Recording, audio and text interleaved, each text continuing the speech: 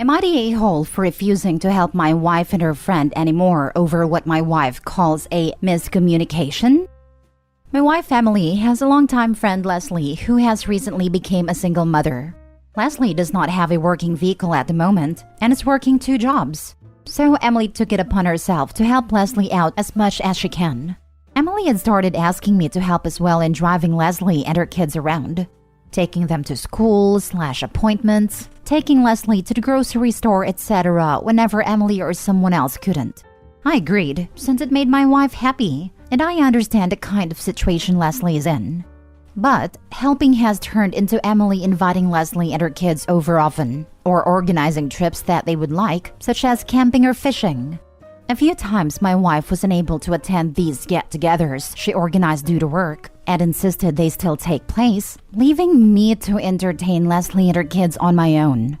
And since I've known of Leslie my entire relationship with my wife, I didn't think too much about this. The times that it has been me left with her, or sent in Emily's stead to shuttle Leslie around, have made normal small talk with her and her kids. Recently, Leslie's kids were going to be away for a weekend, so Emily wanted to have Leslie over for dinner and some movies. She asked me to text Leslie to ask her over, and when I did, Leslie replied with, "Just as friends, right? I'm not interested in being anyone's girlfriend." I thought that response was out of left field, so I asked her why she'd even say that. And her response was pretty much, "No guy would be asking me and my kids how we're doing or helping me out unless he wanted something in return." I told Leslie it wasn't anything like that, and then showed my wife the conversation, and informed her I would be stepping back from helping her with anything involving Leslie, and to leave me out of any future plans. I also offered to show her the rest of my phone and anything else. Emily believed me, but she still talked to Leslie about it to see what had given her that impression, and accordingly, she gave Emily the same answer. A few days later, Leslie apologized to Emily and told her that her emotions and mind were just all over because of a down day. That's fine, but I'm still not willing to help her or my wife out anymore as I had been, because I don't want any repeats or accusations hurled at me when I was just helping as my wife asked. Emily thinks I'm overreacting and should just brush it off, because it was just a silly miscommunication she had on a bad day. Am I the a-hole? Additional info. The text I sent Leslie about the night was, "Emily wants to know if you'd like to come over for dinner and some movies on Saturday." That's why her response was so out of left field. I sent the text because Emily was busy on her phone and wanted to know ASAP so we could make our weekend plans. Now for the top comments. Not the a-hole. Cringe friend. Could have gone a lot worse. Do not help her unless your wife is around. Ew, Leslie. Her mentality that men and women can't be friends without ulterior motive is disgustingly gross on its own, much less about the husband of her friend who had been helping her out.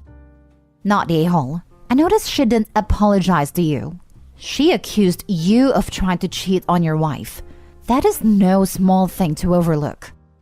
Yes, this is huge. Not only did she imply that you would cheat on your wife, she straight up said in writing that you were courting her for more. Hell no. What if your wife didn't believe you that you weren't cheating and sending her those signals? That kind of thing can destroy your relationship. Nope, nope, nope, nope. What happens if Leslie gets mad or has another down day and tells your wife you were inappropriate towards her? Nope, not the a-hole. I'd put a hard line in the sand on this. Edited to add, if I were your wife in this situation, I'd be the one shutting it down. Leslie could be unhinged. You don't know. You do know she's been accepting your help, fully believing that you wanted something in return. Nope. It only takes one accusation to ruin a man's life. Since this isn't your direct friend, stay away, just in case. Not the a-hole. Be safe. Justice doesn't care what sex you are. Buffalo Bills former punter is living through that right now. After watching that guy get dragged through the dirt all last year, that whole story is so gross and his life was ruined by an evil person. This type of nonsense is why many men won't coach kids' sports teams anymore. Too easy for someone to misinterpret their intentions. It's also why you'll rarely see men teach elementary. They can be completely above board, but still the rumor mill starts turning. Next story. Am I the a-hole for telling my grieving ex-mother-in-law not to move closer to her own granddaughter? My 40s female ex, 40s male left our daughter Zoe and I very abruptly 6 years ago and moved from the US to another country with his affair partner. His mom, my mother-in-law, was initially sympathetic, but when the affair partner got pregnant, she moved to their country to be closer to her grandchild. He and the affair partner later got married and had another baby. It did felt like a betrayal at a time from Zoe's point of view. She lost her dad as well as her grandma. She would visit her dad on some school breaks and part of summer and see her grandma there, and we'd keep in contact via FaceTime, but it wasn't the same. However, by that point, I was marrying my second husband whose family adores Zoe, so that softened the blow, and we also moved to a different state. My ex passed away in 2021, which was devastating for all of us. Initially, mother-in-law stayed on to support her young grandsons and my ex's poor grieving wife. But without my ex there are some immigration/visa issues, so she's choosing to move back to the US. She called me and said that she had decided to move to our state to be closer to Zoe, who is now 12. She has no other connections here. I said we'll be happy to invite you to birthdays and maybe get together for Christmas Eve, but that our family is busy these days. And Zoe's about to enter her teenage years, so she should take that into account. She started talking about wanting to spend a lot more one-on-one time with my daughter. I said frankly that she had lost the right to demand one-on-one access years ago, and she should bear in mind that Zoe was ambivalent at best about her, and with her entering her teen years, that probably wasn't going to change. Mother-in-law said she was grieving, and this was her late son's old daughter and her blood.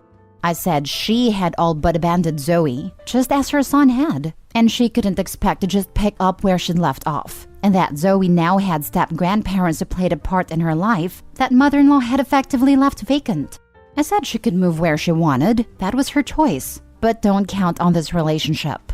She was very upset and accused me of trying to erase her Zoe's father and paternal family to make room for a stepfather/stepfamily, and has said that I'm alienating her Zoe against her. For example, she's upset that I told Zoe in passing that she was having visa issues months ago because it interferes with her "I'm coming back just for you" narrative. And the truth is that I've always made sure Zoe's nice/civil. But even before my ex died, I haven't done much to encourage Zoe to deepen the relationship with her grandma. It was hard for her to visit her dad and see mother-in-law being her half-sibling's grandma. She also has complex feelings toward her half-siblings and stepmom. She knows mother-in-law is moving back, but I didn't tell her that mother-in-law wants to move here yet. As a parent, I don't know if it would be healthy for her, especially since I don't think mother-in-law can be trusted to stick around if she gets a better offer. But maybe it wasn't my place to tell her not to move. Not a-hole. Zoe's not an accessory that can be shoved to the back of the drawer and then pulled back out when grandma wants. Had ex-mother-in-law's son not died, she would never have contemplated moving back nor making any real effort to be closer to Zoe. Zoe is not her consolation prize now that her son has died, and visa issues mean she can't stay with a second family. Exactly what I was going to say, that if the ex hadn't died, then the mother-in-law wouldn't have made any effort to get close to Zoe, probably ever. I totally understand wanting to be close to what you have left of your son, but it doesn't mean you get a pass. Not the a-hole. You told her she could do what she wanted, but not to count on Zoe's mandatory attention. That's just setting a healthy expectation for a teen who might feel abandoned by her grandma. You could have said it more gently, but you have every reason to feel heated on your daughter's behalf too. At the end of the day, you're just setting expectations so mother-in-law can make the right decision for herself. Exactly. Grandma might not want to hear the kid's been hurt and still has some feelings about it all, but the alternative, meaning not telling her and letting her find out after the move, would do more damage. Letting her daughter know about the visa issues and protecting her from that emotional manipulation of "I moved back because I missed you" was right too. Next story. Am I the a-hole for telling my mom she's an awful mom for using her savings to help her boyfriend? Before going to college, I asked my mom to help with tuition, and I'd find my own way for accommodation and general money.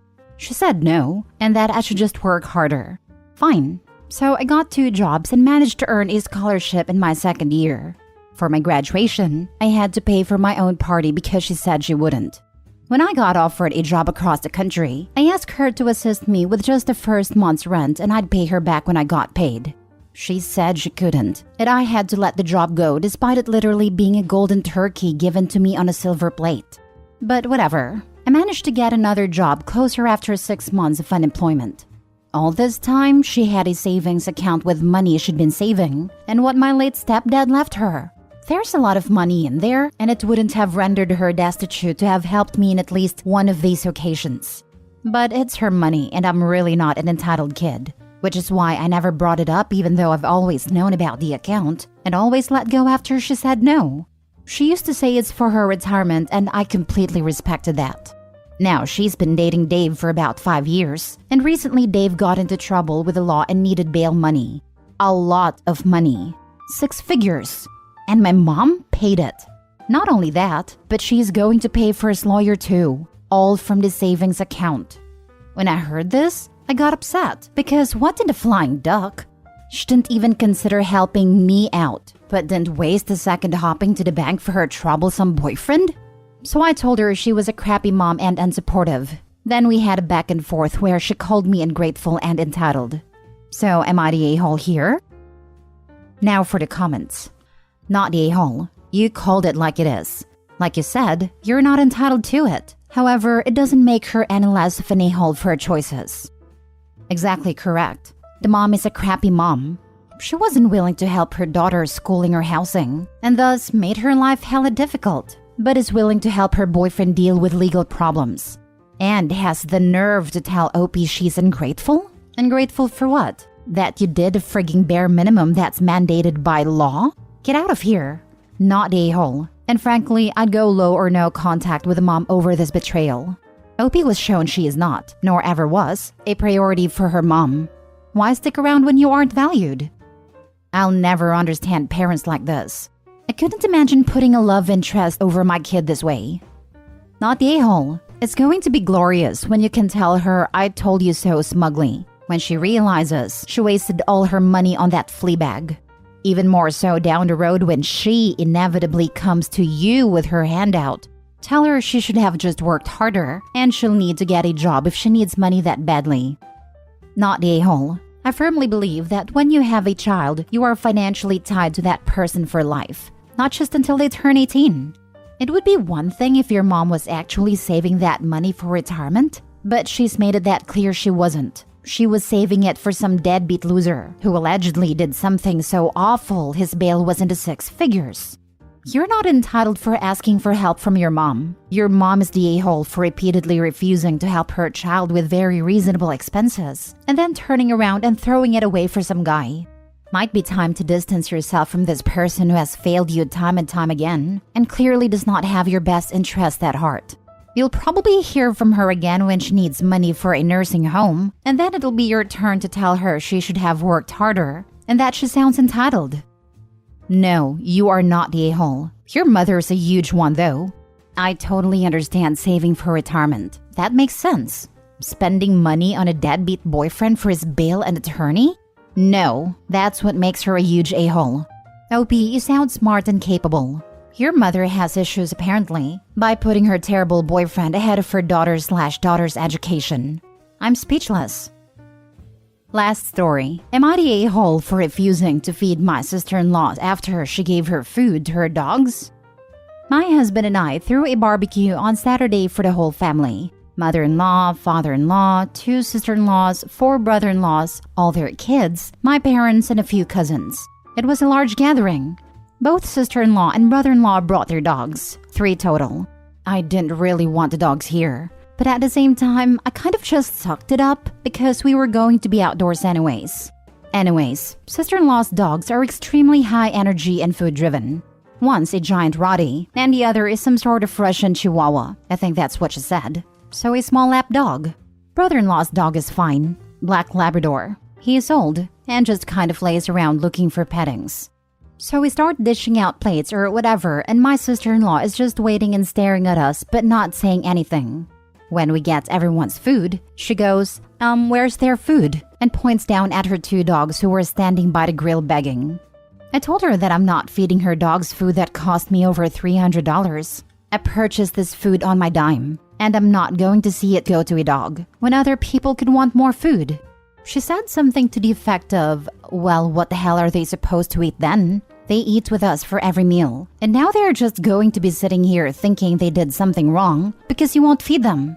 So I responded with all due respect, that is not my problem. You should have figured something out instead of expecting us to feed your dog steaks and burgers. Anyways, she ended up putting her food on the ground for her dogs and sat with her arms crossed the whole time, glaring at everyone around her while they were eating, saying, that sure looks yummy. Good thing the rest of the family gets to eat. My husband kept coming up and saying, just gave her a plate, hun. She's causing drama. But I refused. She gave her plate to her dogs, who shouldn't have been fed the food I purchased anyhow, because I clearly said no already. And I'm not going to give in to the entitlement when she didn't do anything to contribute. If I allowed her to walk all over us this time, then it would happen over and over in the future. Mother-in-law and father-in-law are on my side, as apparently she pulls the same nonsense at their house. But everyone else thinks I'm an a-hole for not feeding her after she gave her plate to her dogs. Not a-hole. If you ever have a barbecue again, please have some dog kibble on hand, so that after she gives her dogs your nice barbecue, you can pour her a bowl of kibble and tell her to eat up. This is the best piece of advice I have ever read on Reddit. LMAO. Good job, sir. Not a-hole. This does sound like entitlement. Actually, it just about screams entitlement. You and your family should do that every time sister-in-law pulls this crap. Did brother-in-law manage his dog's food? If so, sister-in-law could really learn a thing or two from him. Jeez. Yep, brother-in-law brought his dog a can of wet food to eat while everyone else was eating. Good on brother-in-law for being responsible. I literally do not understand why sister-in-law isn't embarrassed. Narcissists don't get embarrassed. Not a-hole. This is truly unhinged. She's not even good to her dogs, as this is very unhealthy for them. You cannot feed your dogs whatever human food is being served. Not a-hole. Exactly. And if the dogs are used to being fed at the same time, feed them their dog food.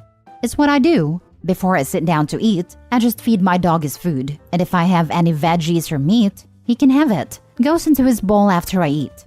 Dogs can get all sorts of issues from eating seasoned meats.